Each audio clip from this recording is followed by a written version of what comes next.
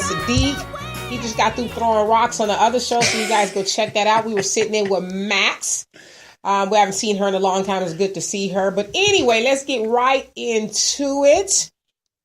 Today we're going to talk about South Africa.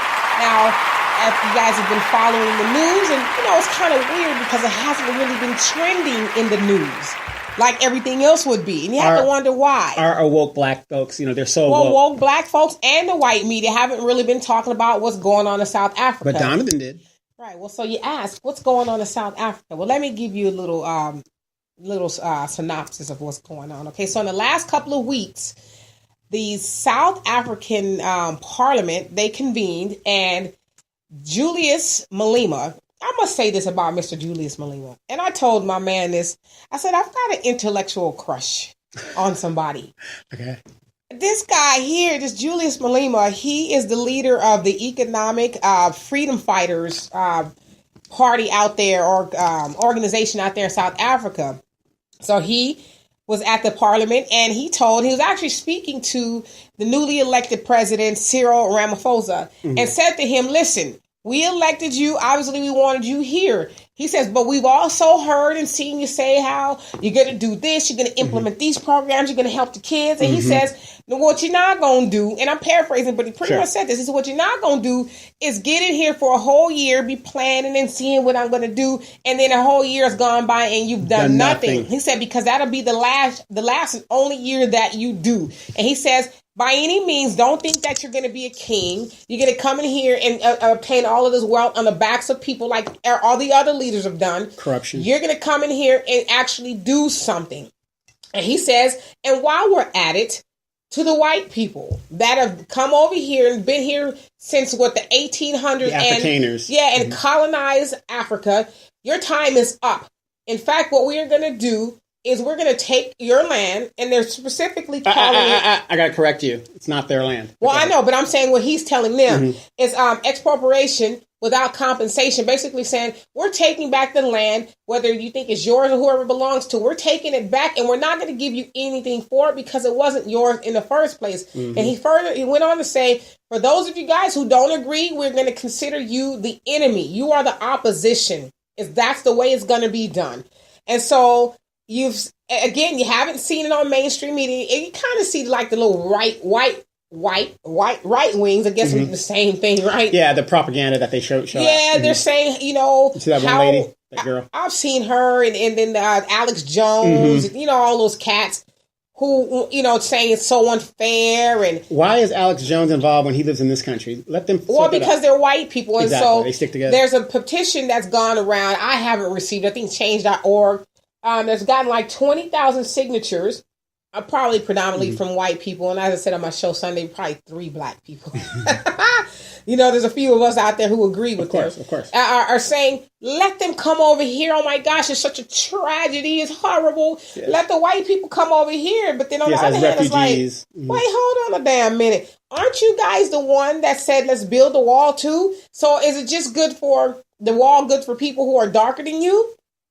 And then, you can let everybody who looks like you immigrate over here because it's so terrible. I say this, though. I agree with Julius Malema.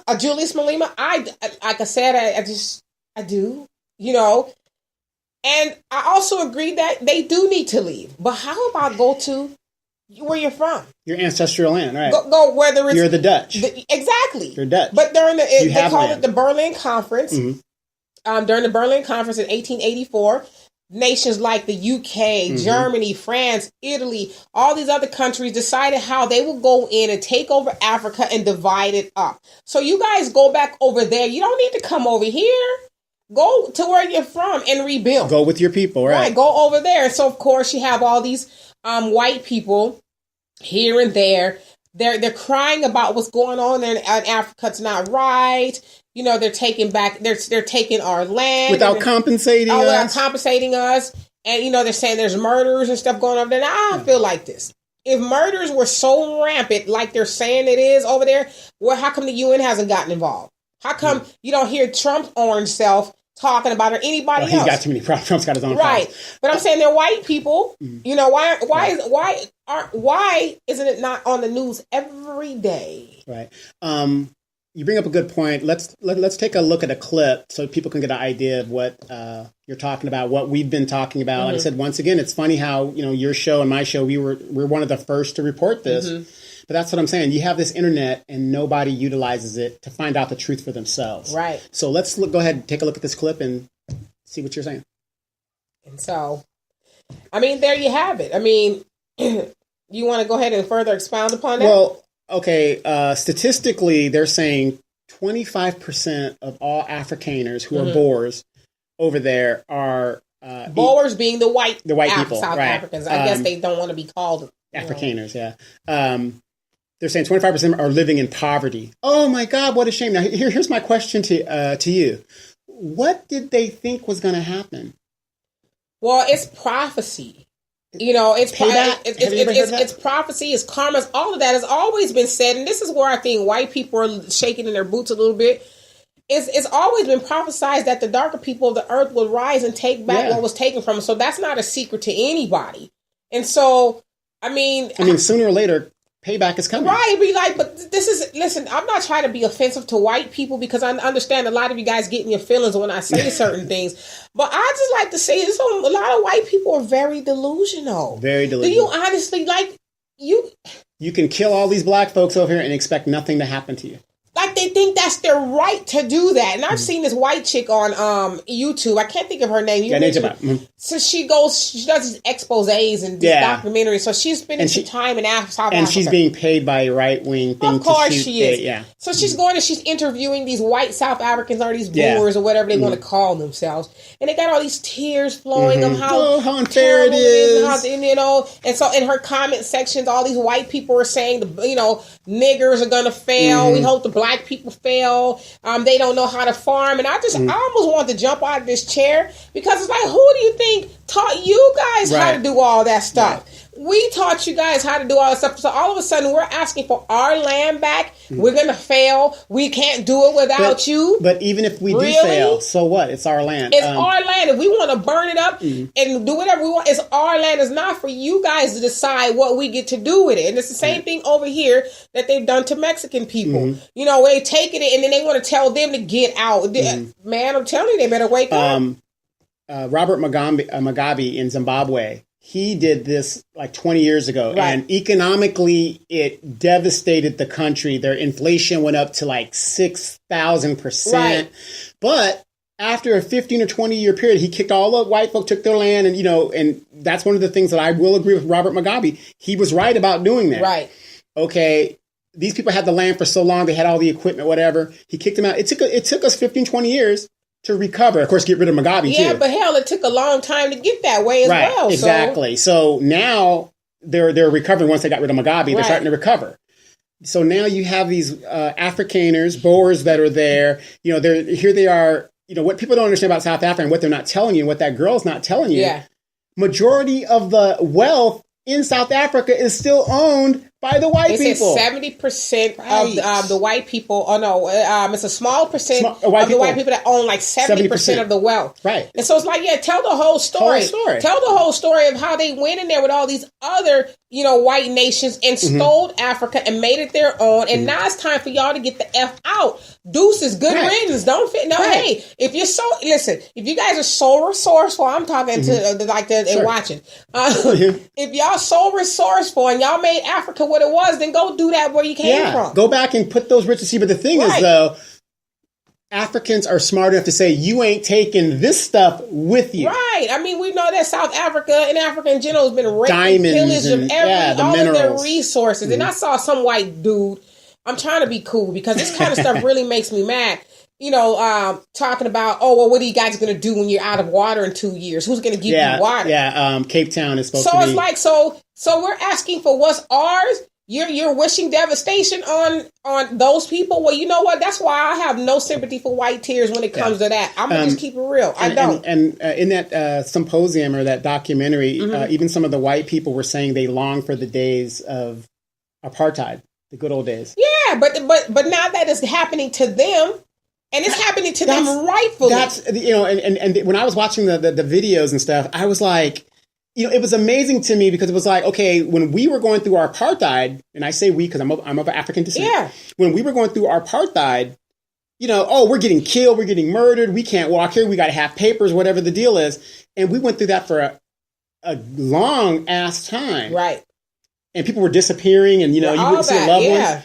And now it's happening to them. And they're saying, what a tragedy. Oh, how dare. Well, how was it a tragedy then, now and it wasn't then? And so it's like they say, it's no fun when the rabbit has the gun. So all of a sudden that black people, and you know what? This is not the first and the last time this is going to happen. Because like you said, in Zimbabwe it's taking place. This is going to be a thing, a normal thing now. Right. I think what it's starting to do is set precedents for all the other African people around the world and saying, listen, nobody's going to give it to you. You're going to have to go take it. Yeah. These white people have intruded and encroach upon everything on the planet. It does not belong to them. It didn't belong to them. So take it back unapologetically. Well, here's the funny thing. To me, they're saying Africa for Africans. And that's what the white Africans have said. Right? Africa for Africans. Right. So I don't see African people invading the Dutch East Indies and their land. They're saying, hey, okay, this is ours. You guys go over there. We're going to stay here. Right. And there's been a movement in Africa for the United States of Africa. Now, just think if all those African nations could get together. And I honestly believe that they will, because this is just the law of nature, that you can't hold somebody down for too long. Right. They're either going to do one or two things. Okay. They're going to die or they're going to fight. Right. And so that's what's going on with black people, not just even in Africa, but all over. Black people are starting to say, you know what? If I'm going to go out, I'm going to go out and I'm going to take some people with me, or I'm going to go out fighting. I'm going to go out trying. No longer are we going to be subjected to this false idea of white supremacy, and that because I'm white, I'm right, and I get to do anything I want to do to you. And if you bark back, then something's wrong with you. Yeah. And the funny thing that you say that too is if you look at all these leaders that are rising now in Africa, they are of the millennial generation. Julius Malema is only 46 years old. Exactly. I mean, I'm sorry, 36 years old. He's a very young guy. He's been active since he was 6 with the ANC. He was like the junior, whatever it was. And so he's just been active ever since. And so he's just more or less like, we have nothing else to lose here. He's, we've seen Mandela and, nothing happened there. And so now we're done talking. We have to move forward. We need to take action.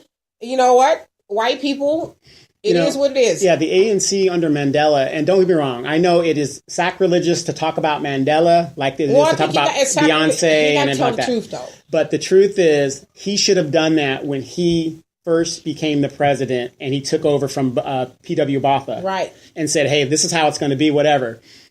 What Mandela did was he didn't do anything. He just said the status quo was set, and he let it and that's the problem. Something that was revolutionary was watered down and tampered, and they bought into the system. Right. And the thing too, one thing I would say about Mandela in regards to the ANC, when he came into power, the ANC was the ruling party, and it still from 1984, what was it, 94 until or 84? No, 90, 93, something like that, 93. Until now, it's been the ruling party. So that's, And the corruption has just... Right. But, you have somebody like Julius Malema who was like, enough. Right. Well, what the ANC to me is, it's like what the NAACP is. We haven't done nothing since 1990. We're just hearing name. You guys know us by... Mandela. We've done something good a long time ago, and we're still... riding the train of we did something good. It was 20 years ago, though. Even though the white people still control all the wealth, we just stopped. Right. We kind of called some shots. So yeah, I mean, they put a black face on a problem like they did here in the United States, right? With Obama. Yeah, you put a black face on it. We've been waiting ever since. Right. So and this is so awesome too, because this is I'm doing a show on my show, the Demetria K Show, on Sunday, and it's going to talk about politics, black politicians here. I mean, now and then, and basically how nothing's really changed. They're just different faces and stuff, but they've all just have and continue to sell us the same bill of goods, which aren't really goods. While they enrich themselves. And get fame and fortune and all that. Yeah. Did you happen to watch John Lewis? Once again, he's going to Selma. To do what? To walk across the bridge. To do what? Where they cracked his skull. To do what? anniversary to To celebrate. do, why? Just What are we celebrating? that he went across the bridge And he walked for freedom 50 years ago with Dr. King. Okay. Exactly. What else? Well, I mean, what? Exactly. Listen, that's been 50-some years ago. Yes. What have we done since then? Because that's me and you talked about. We went to the NAACP meeting, and listen, I'm not trying to be disrespectful to the NAACP. No, tell the truth. I just have my qualms with the NAACP for a lot of reasons. Mm-hmm. But on their literature, they said, their claim to fame is something they did in 1967. Yeah, that was the last thing they did. It's like, well, hell, that's older than I am. Right. That's the last time y'all did something that was worthy of saying you did. Right, exactly. Really? I mean, hell, Rachel Dolezal was more, They supported Obama. Rachel Dolezal was the most popping thing that happened in the NAACP, and she was a white woman acting like a black woman. Right. Yeah, exactly. I mean, come on, NAACP. Mm-hmm. It's like, but again, I'm going to get more into it because I got a lot of research that I'm finishing. Those are the type of things that we associate with black progress. While we still suffer. Right, but we need to educate ourselves too. A lot of us are getting ready to go to the polls in November, and we're going to go to the polls solely off of the word of some of these Negro peons who you see on the television or, doing the circuits and all that stuff. We're going to go solely off of their word and go vote for the people they tell us to vote for because they're good people. But as you say, talk about your girl Hillary a lot. I've been saying it for a long time. Most black people did vote for Hillary, but if you do your research, you would ask yourself, well, why am I voting for Hillary? Mm-hmm. Hillary hasn't done anything progressive for black people. In fact, the policies that she was for and her husband were detrimental to the lives of black people. Mm-hmm. But yet, I'm with her. Why? Am I with her because you got your Roland Martins? Or your Angela Rye, all these people telling you to be with her. Why are you with her? Mm-hmm. Ask them, why should I be with her? Hey, again, that shows you how infantile we are in how we want the soundbite. And that's why I've been saying this for years, and people were ostracizing me for years because I wasn't a Martin Luther King supporter. I'm not saying what Martin Luther King did wasn't important and,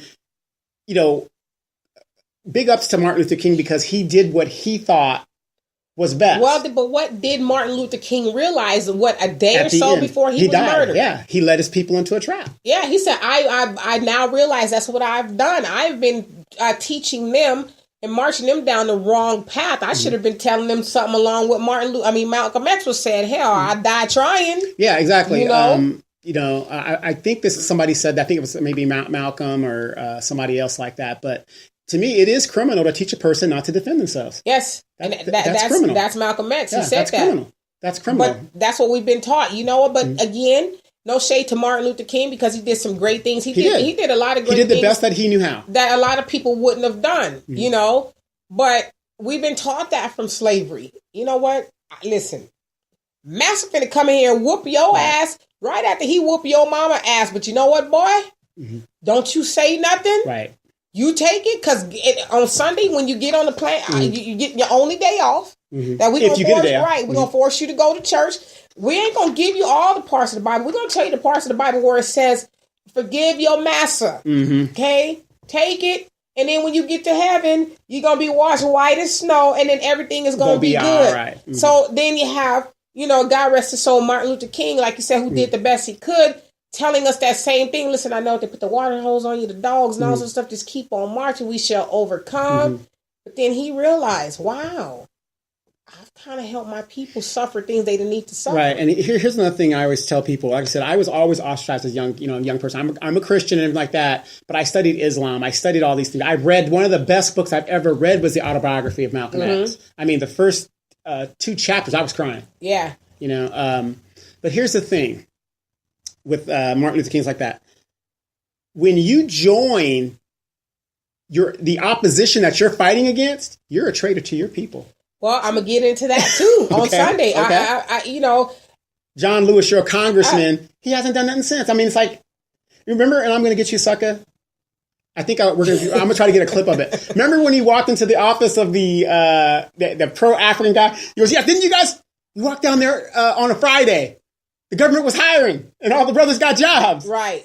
Water it down, and then the movement stops. Right. Yeah. So, and So that's why I said I really, one of the reasons I really love what's going on in South Africa, because they're like, you know what? And like I said, that wasn't, Julius Malima's speech was not even to white people per se. Right. It was to Cyril Ramaphosa and saying, listen, dude, been there, done that. Right. You're here because the last president was acting a fool and, thought he was king. And listen, we telling you that if you think you're going to do that and play these games, you won't be here long. Right. So we're putting you on notice.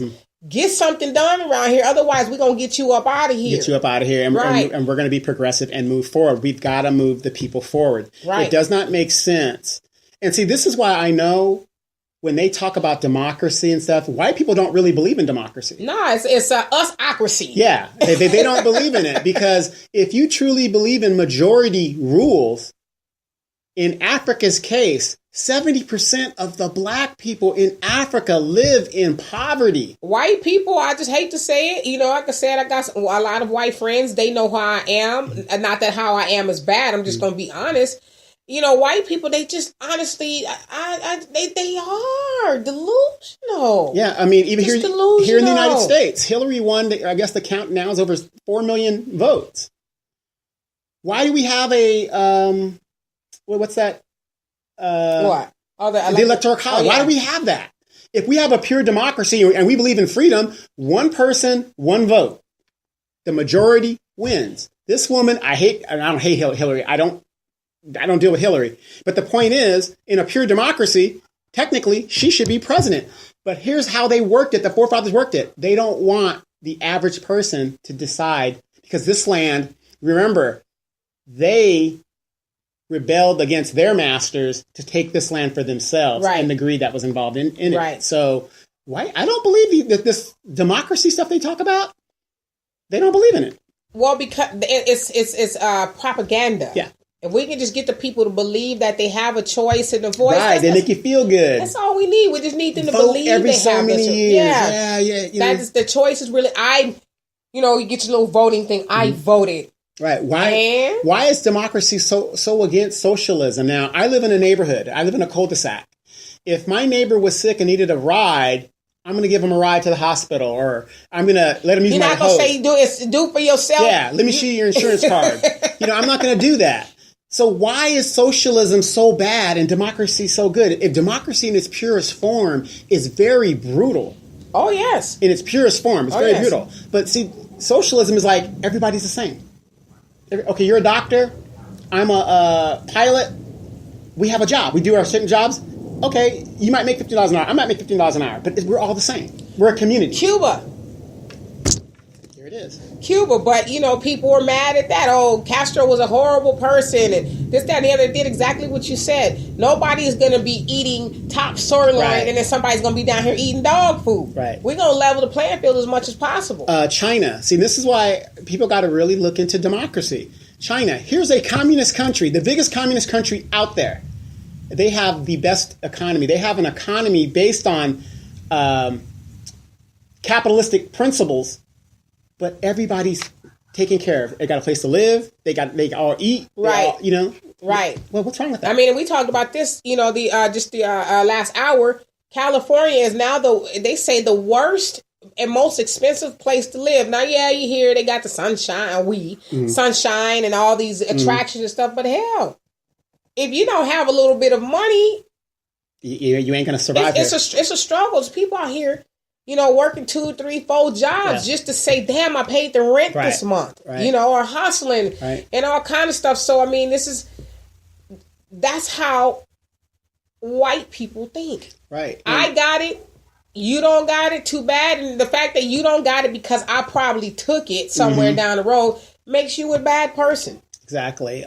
Here in California, you could live in a shack in Costa Mesa. That shack is worth almost $500,000. Yeah, they said somewhere in Compton and South Central, houses are going for $1 million. Yes. The original Compton, where the white people actually lived, which is near Compton Airport, the little airport over there. In that little area, that's where the Crips and stuff really actually started. These are like little houses that a good example is the movie Friday. That's a neighborhood like that. Oh, yeah. The houses are right there. They're not really much to them. The yards are, whatever. They're good, stable, old houses. But all of those homes are almost worth $1 million. Compton. In Compton. What does that tell you? Exactly. You know? Exactly. But yet they're mad because people of color, black people, specifically, are saying, all right, damn it, that's enough. Well, going back over there with all of that stuff. Right. Everything on the planet don't belong to you. Right. And I think it's a shame. And I think what's really a shame is why aren't the news outlets showing this because stuff? This is just my opinion. I could be wrong. But as you say, I doubt it. Okay, we don't want to show this, round the clock on the news because for one, we don't want black people around the planet to say what. That's right. Yeah. Because overall, the word is that we don't read. We're not gonna go search it for ourselves. So we not listen. As long as they cooning, Tiffany Haddish is on the Oscars doing the nay and walking out there in house shoes. We gonna put that, and not just her, but it was Maya Rudolph as well. They was cooning a little bit. We could put them up there, great, because that as Spike Lee that's malt liquor for black people. But what we not gonna do is put on our news segment that black people in South Africa not only standing up, but they kicking the white people out. And not only kicking the white people out, we taking their land. Not only are we taking the land, we ain't giving them nothing for it. Right, no Can you imagine? That would be like what Wakanda or Black Panther is doing, but it's some real life stuff. Right. So we ain't going to be able to talk about that. Right. Because it might give us ideas. Even the fact that white people are saying, help us. They killing us over here. They're not even really talking. You got the white girl on YouTube.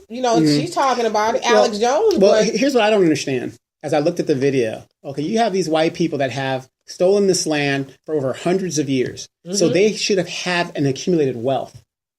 How is 25% of a population that had the wealth all of a sudden don't have anything? Maybe those are the ones that hang out with the black people or something. I don't know. Maybe they've been ostracized. But 25%, that's a significant amount of people. Right. And then they were interviewing one lady and she says, well, the first chance I get to leave, I'm going to leave. Well, leave. Yeah, well, leave. What are you waiting on? Where's your money? Okay, if you had a house and the government took that house from you, go back home. Right. Like, how y'all white people tell us, go back to Africa? Well, go back to Dutchland. Dutchland. And the UK, all the other places. Y'all, stuff. Listen, y'all got places to go. They're not even going to say, well, what kind of white person are you? They're going to say, come on in. And let me tell you guys this. Do your homework. Do your research. The Dutch colonization of Africa, out of all of the colonialists that came there, they were the most brutal. Brutal. You are not lying. They were the most brutal. Which is kind of explains the animosity. Or the animosity and animalistic behavior that they have enacted or exacted, I guess you could say, on everybody else on the planet. Yeah. I just want to know. I had to just sit back on this. I'm thinking, how do you brutalize a people? Let's just say even that day. How do you walk out to the field, whip the shit out of somebody for picking a pound less of cotton than they were supposed to, or go rape somebody's mama, go put a baby up in her, probably the 5th baby you done put up in that woman, and go home and sleep at night. Like a baby, and then get up and do that all over again. You gotta be a pretty animalistic person. You got to be a savage to do that to somebody. And then here we are, roughly 400. Listen, I ain't no Christian. Yeah, turn the other cheek now. I know that might shock some people, but I'm not a Christian. I do believe in a higher power, all of that stuff. I'm an old school Christian. Eye for an eye, tooth for a tooth. Okay, yeah. Well, but then there's some Christians who'll say that we don't really follow that testament anymore. I know. We've been saved by the blood and all this other stuff. So basically the Old Testament has no relevance? That's bullshit. Okay. Well, you're just supposed to forgive now. That's what you tell you. Which is why, somebody go up in the church and kill people and they just forgive them. So, but yeah, it's just like, how do you, then even almost 500 years later, you have their descendants saying, oh, we'll get over it. It wasn't us that did it, but you are reaping the benefits of what your barbaric ancestors have done to my people. Are you talking about Africa or are you talking about the United States? I'm talking about United States, but do you see what I'm saying? Do you see the parallel? Exactly. Where's the difference? I'm talking about everywhere. So, I have some white people who would try to challenge me on that. And I'm like, well, when you start coughing up this money that you benefited from my ancestors taking that ass beating, then we'll be even. Let me ask you this, because what you're saying is not true. Have you noticed that when you start talking the real, white people get offended by that? Because they are operating on delusions. They are. There's delusion of, they've been, see, because what you're not going to do as somebody who was white, now I know I ain't been on a white tangent in a minute, but it's time. It's time. It's time. But what you're not going to do if you're a white, let's say you're a white grandfather, let's say old enough to, great grandfather, or somebody's old enough to remember slavery, what you're not going to say is, honey, grand honey, I remember a time when I used to see my daddy whip the hell out of them slaves for not picking cotton. You know, gosh, yes. You know, Miss Sally, who's kind of black and white, well, she's not really just a slave. She's your sister, too. And, you know, you're not going to tell your peoples that. Right. You're going to tell them, listen. Strom Thurmond. Yeah, it was what we had to do in order to obtain wealth. It wasn't that bad. Slaves got to eat good on Sundays, and we did give them some shoes and clothes, and they had a place to sleep. You're going to make it sound good. You're not going to tell them. And you're going to justify it in the Bible. See, in the Bible, it says exactly. You're going to tell them, if there's a such thing, the upside of slavery. You're not going to tell them the brutality that their family took part in. But usually when you tell a story, there's also a counter story. If you had to do that to obtain wealth, what do you think your opposition is going to do? They're going to tell the story as well. But since we as black people right now only own less than 3% of the media, the ones that own the 97% or however much white people own themselves, they're going to be able to tell their side of it and get that out. They're going to be able to disseminate, and that's what they're trying to do right now. Right. Well, the flip side of that, with the things going on in South Africa, they're not disseminating that information because what they're going to actually be disseminating is empowerment to black people all over the world. Right. They don't want to do that. Okay. And I know people are listening and saying, well, that's bull. You don't have any proof of that. Here's a video clip of a black man who was caught on white land, and the white guys caught him, tried to stuff him in a coffin and like shut him down or whatever the deal is. And these guys were sentenced to whatever. And it wasn't the first time that they did this. And the narrative that these Afrikaners are trying to put out there is that black people are just coming onto their farmland and murdering them. And that's some bullshit. Excuse me. But we know that if that was taking place, we'll go ahead and play the clip first. Let's play the clip. And there it is. I mean. So like I said, if white people were being murdered at mass rates by black people, it'd be on the news. It'd be on the news. And there'd be every ship from every white country on the planet going over there to help them. And here's what people don't understand. I know people listening on the radio. Technology. There's cameras everywhere. If there is such proof of that, there would be video proof. Propaganda. Right. It's that but propaganda. Here's proof here's the actual video of the black man being stuffed in the damn coffin. And you seen the videos too where the white people are segregated off from everyone else. They have their own towns. Yeah, and we don't want to associate with black people. Right. Well, get the fuck out. Right. You know, go back to where you're from if you don't want to. How I'm going? That's Donovan. I'm telling you. Listen, I'm hopped up on cars. Get hot. That's like me coming in your house and saying, "I don't want to associate with you. You need to go somewhere." And matter. I remember the episode of not All My Children. Married Children, where Al Bundy ropes himself. Yeah, he's on vacation. Yeah, but he's still in the house. Right. That's like me going setting up shop in your living room and setting up some boundaries. Now I don't want to associate with you. Oh my goodness gracious! Where you get off? Here's what I don't understand. They put this narrative out that we're stinky and we're this and we're animals and we're apes. But yet we have all these half-breed babies and things like that. Yeah, we wasn't apes when your granddaddy, your great-great-great-granddaddy, hell, even some of y'all daddies is trying to get up in us and planting these, seeds up in us. We wasn't no apes then. Right. I just don't understand to me, it's almost... It's sick. Yeah, let's call it what it is. It's a sickness to think that I can do, and maybe just you, and hell, we in 2018 where, white people still doing heinous things to black people, not even just in Africa, but over here, okay? They think that there's nothing wrong with that.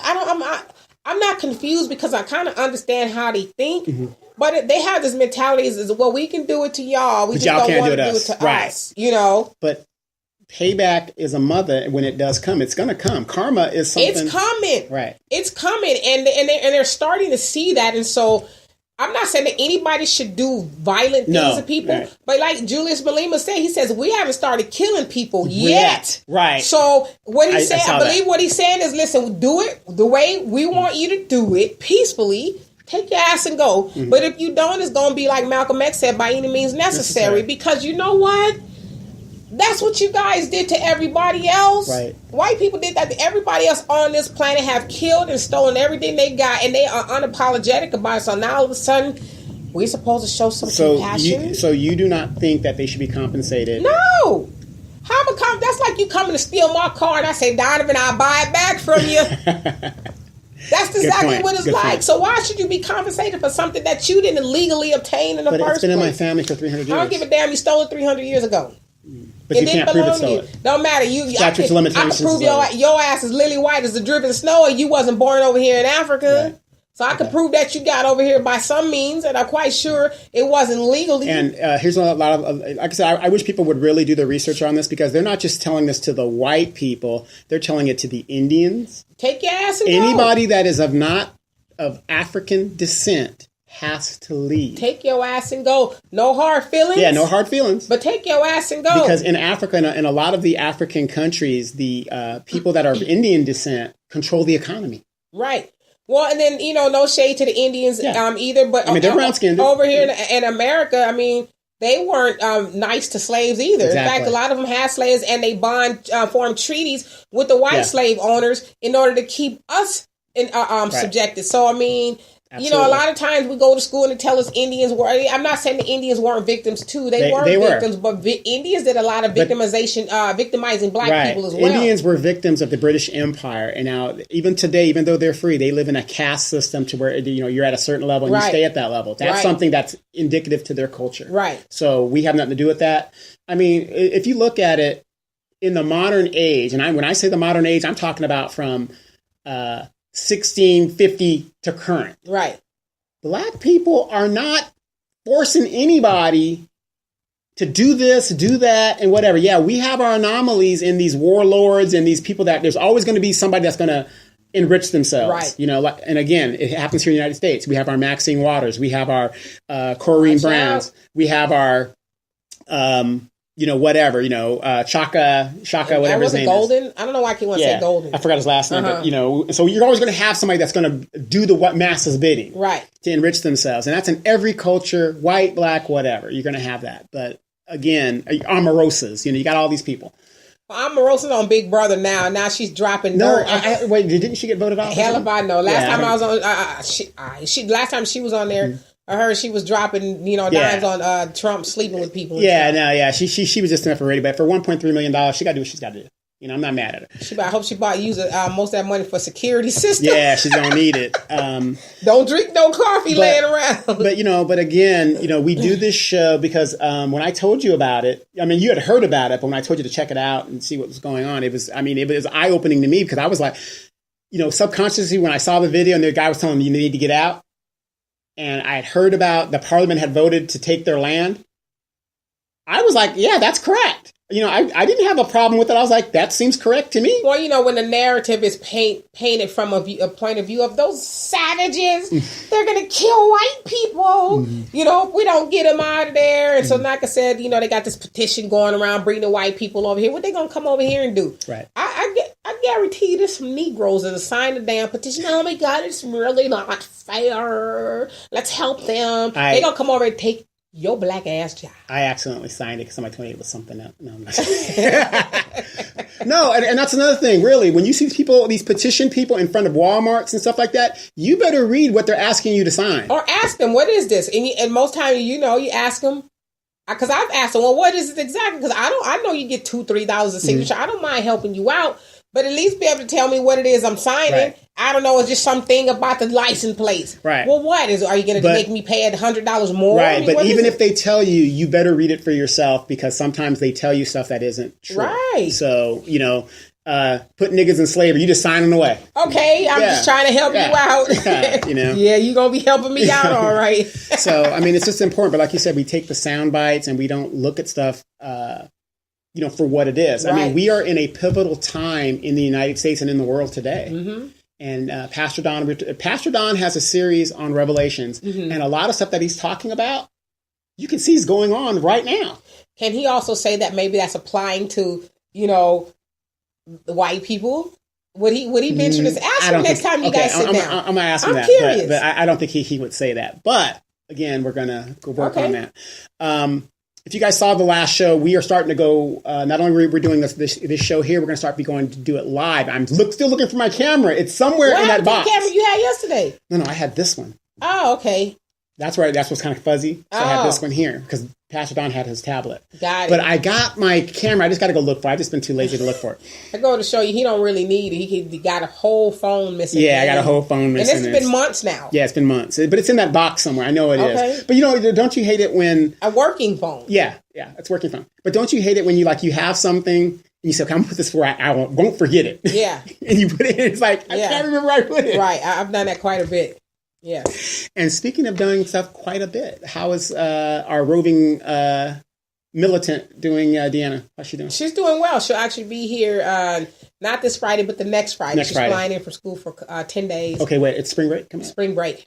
It's still wintertime, though. Yeah, I know, right? Easter is on April Fools as well, too. That's right. Yeah, that's right. It is. That is. So she's going to come down here and just recharge her batteries. Drive me crazy. She's going to have me put on the pumps and the fishnets pantyhose because she likes to pimp me. I'm talking about my daughter. Right. Mom, can you do this? Mom, can you do that? Mm-hmm. Mom, can we get this? Mom, that's making a song, huh? And you guys forgive me. I know I probably annoyed you guys with my voice. I've been sick.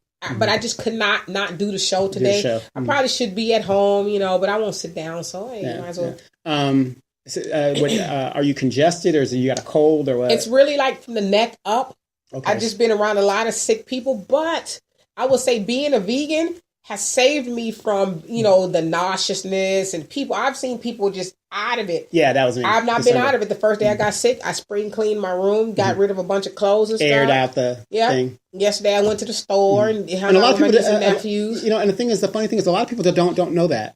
You got to open your windows. Open up the windows. People just be in a room that's all hot and stuff. And the germs are everywhere. Just ricocheting off of each other. But no, I'm from the neck up. But I actually feel pretty good. I haven't been incapacitated. How is little man Isaac?